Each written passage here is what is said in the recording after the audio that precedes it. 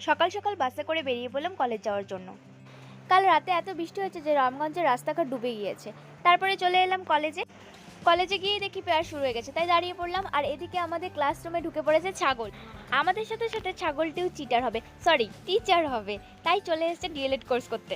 আর আজ ছিল আমাদের রেজিস্ট্রেশন।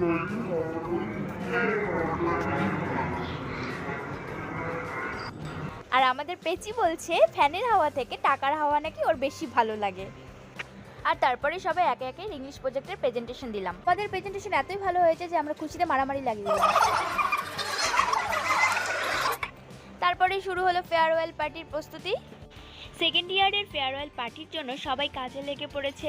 কেউ সেলফি ফ্রেম বানাচ্ছিল, কেউ বুফে বানাচ্ছিল, সবাই সবার কাজে ব্যস্ত ছিল। আমিও কাজে ব্যস্ত ছিলাম, মানে ভিডিও করার কাজে। ফেয়ারওয়েল প্রোগ্রামের ভিডিওটা খুব তাড়াতাড়ি আসছে, তোমরা কিন্তু সাবস্ক্রাইব করে সঙ্গে থেকো। আজ ভিডিওটা এখানে শেষ করলাম, টাটা।